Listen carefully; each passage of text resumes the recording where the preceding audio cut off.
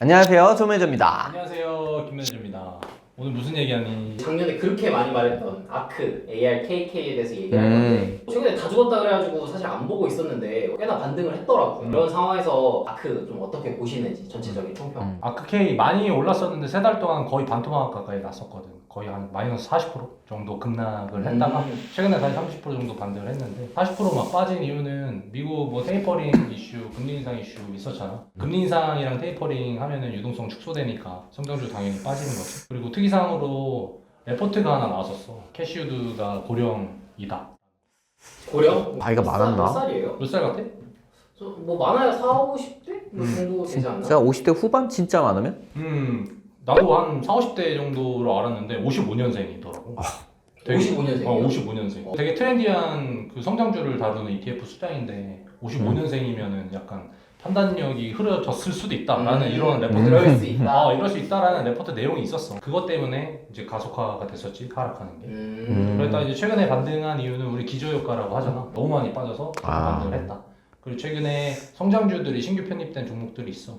그런 것도 호재로 작용을 해서 좀 오른 것도 있고. 그리고 캐시우드가 한 달에 한 번씩 유튜브 나와서 이 발언을 해. 최근에 얘기를 한 게 미국이 만약에 금리 인상을 2번 할지라도 1%가 안 된단 말이야. 네. 그러니까 여전히 저금리다라는 거지. 그러니까 성장주가 이렇게 많이 빠질 이유는 없다라는 발언을 또 했어. 그러면서 30% 정도 반등을 했지. 아크하면 테슬라고 테슬라만 사실 보면 되는 거 아닌가? 아크라는 종목이 우리가 접할 때 테슬라라는 종목을 접하면서 아크를 알게 돼서 약간 상징성 때문에 그런 것 같아. 실제로는 아크 내에 테슬라의 비중은 10% 정도밖에 안 되거든. 물론 1등이야. 2등, 3등도 뭐 8%, 9% 뭐 이렇게 되니까 실제로는 비중이 어마어마하게 크진 않아. 이렇게 간판이긴 한데 실제 들어간 편입 비중은 그렇게 많지 않다. 다만 우리가 아크라는 종목은 아무래도 성장성 위주의 투자를 하다 보니까 그중에 대표주자가 테슬라였고 우리가 알게 된 계기도 테슬라였기 때문에 우리가 인식하기엔 10% 넘어 보이지. 근데 사실 전 테슬라 얘기 나올 때마다 테슬라가 진짜 타고 싶은 차가에 대한 생각이 제일 많긴 하거든요. 매니저님께서는 사실 테슬라 최근에 시승도 해보셨고 전에 벤츠도 타셨고 지금은 BMW 타고 계시는데 이런 운전하는 사람 입장에서 사실 테슬라 어떻게 보고 계시나요?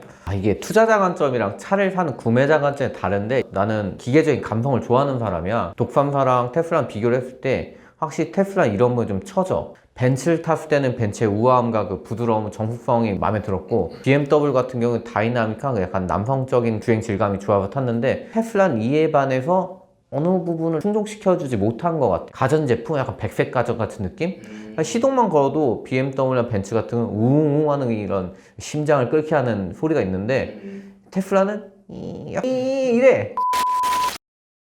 매력도가 완성차, 독삼사에 비해서 좀 처지지 않나, 구매자 입장에선? 그리고 나는 이렇게 생각하는데 또 테슬라만 좋아하는 분들 있거든요. 빠가 있어. 대표적으로 옆에 김 매니저님. 나는 뭐 테슬라 빠기는 하지. 테슬라를 2016년도부터 투자를 했었고 뭐 완성차 기준으로 봤을 때는 독삼사의 고급감보다 떨어진다는 거는 충분히 인지를 하고 있고 인정해.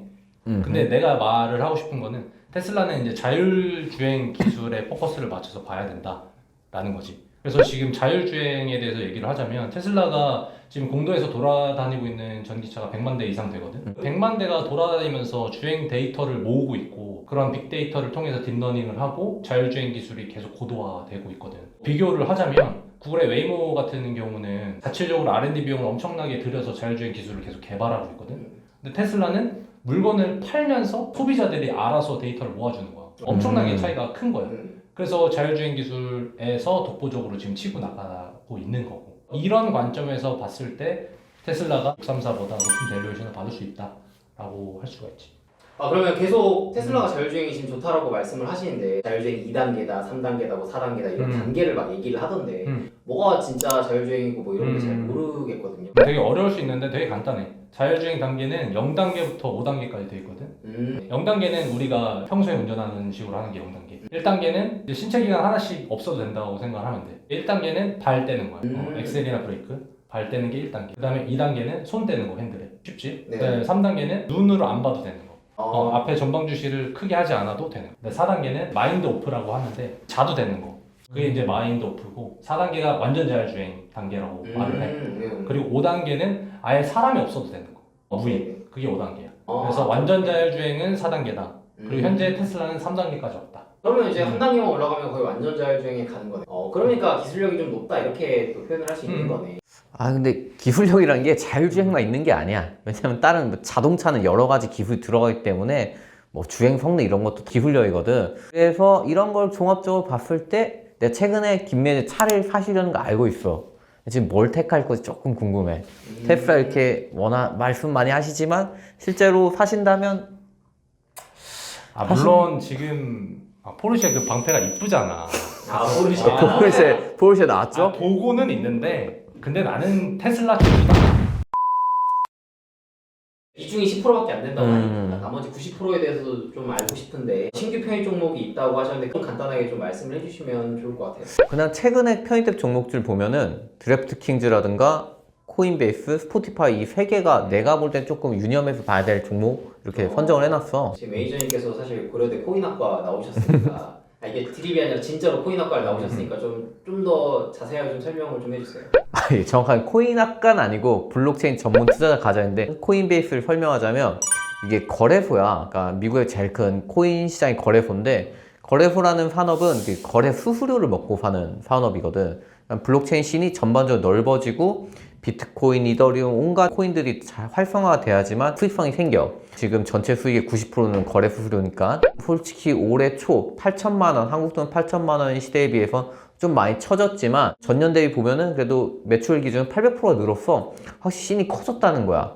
앞으로 그 디지털 자산이 나는 좀 좋게 보거든. 어느 정도 볼륨을 시장을 차지할 거라 보기 때문에 이거에 아크가 투자했다는 건 아크 ETF도 좋아지지 않을까 이렇게 좀 전망을 하고 있어. 그럼 아까 세 가지 종목 얘기하셨는데 두 개 정도 더 설명해 주세요. 드래프트킹즈랑 스포티파이 뭐 얘기한 것 같은데 드래프트킹즈는 스포츠 베팅 업체야. 야구, 농구, 축구, 골프, 미식축구 뭐 다양한 스포츠가 있잖아. 그 스포츠 베팅하고 최근에 e스포츠에도 베팅하는 업체다라고 보면 될 것 같고. 네, 합법적으로. 그렇지, 합법적으로. 네. 뭐 합법 아니고 다른 거 베팅하는 거 아니지. 전 합법만 하죠. 그리고 두 번째가 스포티파이인데 스포티파이는 뭐 멜론이나 지니뮤직 정도라고 보면 돼요. 나는 최근에 이제 스포티파이가 한국에 런칭을 했는데 네. 그 전부터 작년부터 계속 스포티파이를 들었었거든. 음악 추천 알고리즘이 되게 좋아. 내가 몇 개만 들었는데 계속 내 스타일로 추천을 되게 잘해주더라고. 좋네. 되게 좋아. 최근에 편입한 종목이다 라고 보면 될 것 같아. 쇼피파이라는 종목도 있었던 것 같은데 스포티파이랑 이름이 좀 비슷해가지고 간간히 전 헷갈리거든요. 좀 약간만 구분해 주세요. 쇼피파이는 아마존의 대항마로 불리는데 캐나다에서 만든 업체고 카페24라고 우리나라 업체 있어. 이커머스를 도와주는 그런 업체인데 네. 카페24의 비즈니스 모델을 갖고 있고 네이버의 스마트 스토어 정도의 영향력을 갖고 있는 회사다라고 보면 될 것 같아요. ARKK 아크 안에는 테슬라만 있는 게 아니라 지금 뭐 다른 유망한 종목들도 많은 것 같은데 그러면 그 유망한 종목들을 통틀어서 아크의 전망 개인적인 생각을 좀 말씀을 해주시면 좋겠어요. 개인적인 의견을 좀 보태서 좀 내 사견을 덧붙이자면 금리 인상의 테이퍼링 이슈 때문에 좀 단기적으로는 조정과 악재가 좀 있다고 봐. 이건 모든 시장 전체의 문제인 것 같고 그게 비단 아크만의 문제는 아니니까 편입종 보면 테슬라라든가 코인베이스 앞으로 미래 성장성이 많이 있는 종목 투자를 많이 한단 말이야. 여타 ETF나 펀드에 비해서 수익성이 극대화될 종목들이 많이 들어가 있어. 중장기적으로 다른 투자처보다 유리해 보여. 하지만 단기적으로는 조금 힘들지 않을까? 근데 이 힘들다는 건 얘네뿐만이 아니니까 존버하게 된다면 확실히 여타 종목보단 많은 수익과 보답을 얻을 수 있는 종목이다 라고 나는 생각해. 하지만 얘 주의할 점은 포텐이나 가능성이란 말은 미래가 보장되지 않으니까 이걸 가감해서 투자를 해야 된다는 거지. 끝!